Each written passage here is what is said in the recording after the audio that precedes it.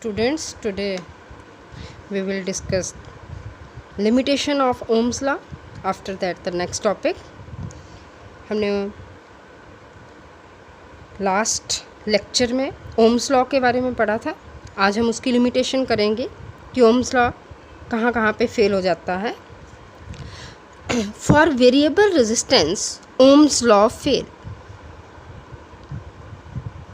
Variable resistance हमने बोला है कि जब वोल्टेज प्रोपोर्शनल टू करंट है, जब हम वोल्टेज देते हैं किसी सर्किट में से वोल्टेज क्रॉस करते हैं तो उसमें क्या करता है, कंडक्टर में से वोल्टेज दी, कंडक्टर को उसमें से करंट पास किया एट कांस्टेंट रेजिस्टेंस. अगर रेजिस्टेंस हमारा वेरिएबल होगा तो वहाँ पे ओम्स लॉ क्या हो जाएगा, फेल.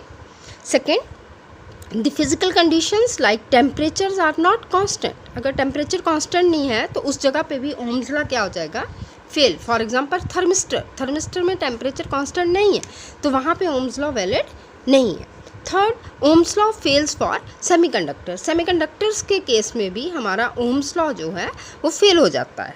ठीक है, these are the limitations of Ohm's law. Now next is the ohmic and non ohmic conductors. Ohmic conductors वो कंडक्टर्स जो ओम्स लॉ को ओबे करेंगे, जो ओम्स लॉ को ओबे करेंगे उसको हम क्या बोलते हैं, ohmic conductors. For example metals जो हैं वो ऐसे कंडक्टर्स हैं जो ओम्स लॉ को क्या करते हैं, ओबे करते हैं. ठीक है, जो ओम्स लॉ को ओबे करेंगे वो कंडक्टर्स, उनमें जो ग्राफ है दैट इज स्ट्रेट लाइन. उनमें ग्राफ कैसा बनेगा, स्ट्रेट लाइन. ठीक है, ओम्स लॉ क्या है, जिसमें वोल्टेज और करंट के बीच में जो ग्राफ है वो क्या होता है, स्ट्रेट लाइन होता है. ठीक है, next is a non ohmic. Non ohmic क्या है, जो कंडक्टर्स ओम्स लॉ को ओबे नहीं करेंगे, वहाँ पे ओम्स लॉ वैलिड नहीं है. मतलब उनमें जो ग्राफ है वो स्ट्रेट लाइन नहीं होगा, V प्रोपोर्शनल टू I नहीं होगा. ठीक है, फॉर एग्जाम्पल सेमीकंडक्टर्स क्या है, हमारे non ohmic conductors.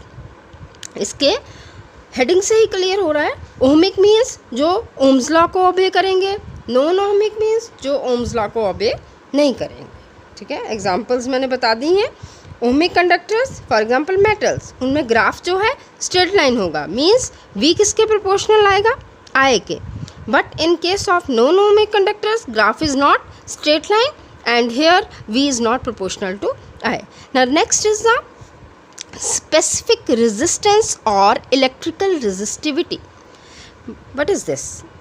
In physically इसका मीनिंग क्या है, it is the own characteristics of the material. Material की अपनी characteristics है. ठीक है, अब हमने specific resistance डिफाइन करनी है तो हमें पता है रेजिस्टेंस किसी भी कंडक्टर की कांस्टेंट टेम्परेचर पे डिपेंड करती है दो चीज़ों पे. Number one, length of conductor and second, area of cross section of conductor.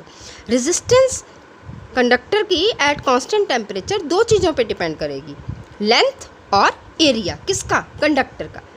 Resistance length के डायरेक्टली प्रोपोर्शनल होती है और एरिया के इन्वर्सली. यही मैंने लिखा है कि resistance of a conductor at constant temperature depends upon number one length of the conductor, that is R is proportional to L. अगर लेंथ कंडक्टर की ज़्यादा है रेजिस्टेंस भी ज़्यादा होगा.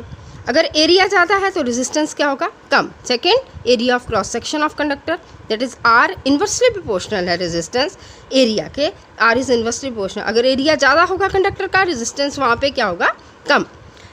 तो हमने कंबाइन किया इन बोथ इक्वेशंस को, तो R प्रोपोर्शनल टू क्या आ गया, L बाय L. अब प्रोपोर्शनलिटी हटेगा, equal to का sign some constant, that constant is rho. This rho is called the specific resistivity or specific resistance or electrical resistivity, rho. This rho is called, from here rho is equal to R into A by L. Now the resistivity of a conductor, ये resistivity जो है conductor की, ये resistance conductor की resistance के equal कब होगी, जब एरिया और length both are unity. Means area भी 1 मीटर स्क्वायर होगा, लेंथ भी कितनी होगी, 1 मीटर कंडक्टर की. ठीक है, so resistivity of a conductor, ये लिखा मैंने, resistivity is equal to R. ये रेजिस्टिविटी कंडक्टर की किसी भी गिवन मटेरियल की. ठीक है, कंडक्टर किसी गिवन मटेरियल का बना होगा ना, मटेरियल का ही बना होता है. resistivity of a conductor of given material is equal to resistance of the conductor if when area and length both are unity. ठीक है. Now the unit of resistivity, we know the unit of resistance in SI is ohm and area metre square upon length है metre. Metre के साथ 1 metre cancel हो गया, हमारे पास क्या बच गया, ohm metre. So units of electrical resistivity is ohm metre. Dimensional formula बच्चे आप खुद फाइंड आउट कर लोगे, ये मैंने कल भी आपको बोला था. ठीक है. सो हमने आज पढ़ा है लिमिटेशंस ओम्स लॉ की. ओहमिक नॉन ओहमिक कंडक्टर्स क्या होते हैं, स्पेसिफिक रेजिस्टेंस क्या है, it is important. Specific resistance और रेजिस्टिविटी. ठीक है. रेजिस्टेंस जो है हमारी कंडक्टर की कांस्टेंट टेम्परेचर पे 2 चीज़ों पे डिपेंड करती है, लेंथ पे और एरिया पे. वहाँ से हमने रेजिस्टिविटी फाइंड आउट कर ली. वो रेजिस्टिविटी कंडक्टर की रेजिस्टेंस कंडक्टर के कब इक्वल होगी, जब एरिया और लेंथ बोथ आर यूनिटी. ठीक है.